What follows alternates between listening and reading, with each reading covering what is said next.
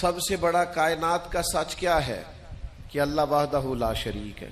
یہ کائنات کی سب سے بڑی صداقت ہے، سب سے بڑی حقیقت ہے، سب سے بڑا کائنات کا یہ ضابطہ ہے کہ اس مخلوق کا خالق، مالک، رازق اللہ ہے۔ لیکن اللہ کہتا ہے ادعو الی سبیل ربک بالحکمہ، کسی کو اللہ کی طرف بھی بلاؤ نا تو حکمت کے ساتھ بلاؤ، اللہ کے رستے کی بھی دعوت دو تو دانائی کے ساتھ دو، لوگوں کو اللہ کی جانب بھی بلاؤ تو تم معاملہ فہم بن کے بلاؤ۔ اگر ہم دانائی چھوڑ دیں گے تو بعض اوقات بات ٹھیک بھی ہوگی تو وہ نتیجہ خیز ثابت نہیں ہوگی۔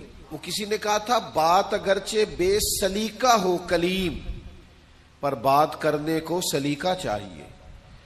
آپ سلیقے سے بات کریں، معاملہ پھر دیکھیں نا، نبی پاک صلی اللہ علیہ وسلم نے فرمایا اپنی اولاد کی بھی عزت کرو۔ حضور کے مناسب میں سے ہے دانائی سکھانا، اپنی اولاد کو بھی اکرام سے پکارو، آپ ان کا نام بھی اچھے لہجے سے پکاریں، ان کے لیے بھی آپ کے لب و لہجے میں مٹھاس ہونی چاہیے۔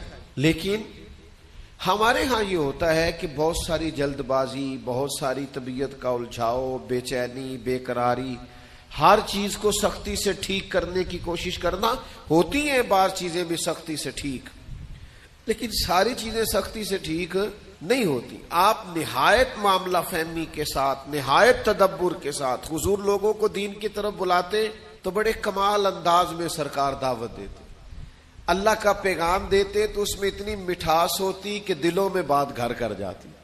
کچھ لوگ کہتے ہیں جی، وہ ان کا اپنا فلسفہ ہے، کہتے ہیں جی میں چونکہ سچا ہوں اس لیے کڑوا ہوں، میں چونکہ سچ بولتا ہوں تو سچ کڑوا ہوتا ہے تو لہذا اس لیے میں لوگوں کو اچھا نہیں لگتا۔ تو میں ان سے کہا کرتا ہوں بھائی سچ نہیں کڑوا، آپ کا لہجہ کڑوا ہے۔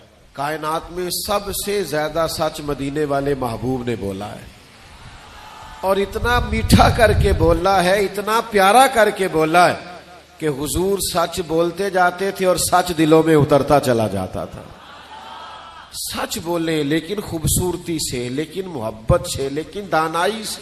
یعنی ایک صحابی آئے تو ان کے چہرے پہ بڑا جلال تھا اور ان کے لہجے میں بڑا غصہ تھا، اور وہ بڑے بے چین اور بڑے بے قرار تھے کہ یا رسول اللہ میں ان مشرکین کو چھوڑوں گا نہیں۔ حضور نے فرمایا کیا ہوا؟ یا رسول اللہ وہ آپ کا نام بگاڑ بگاڑ کے لیتے ہیں، وہ بگاڑ کے نام لیتے ہیں اس لیے کہ وہ کہتے ہیں اگر ہم محمد مان لیں تو محمد صلی اللہ تعالی علیہ وسلم کا تو مان ہے جس کی بار بار تعریف کی جائے، تو وہ نام بگاڑ کے لیتے ہیں اور نام بگاڑ بگاڑ کے آپ کو برا بھلا کہتے ہیں۔ تو سرکار مسکرائے، فرمایا پتہ نہیں وہ کس کو برا بھلا کہتے ہیں، پتہ نہیں وہ کس کا نام بگاڑتے ہیں، مجھے تو اللہ نے محمد بنا کے بھیجا ہے۔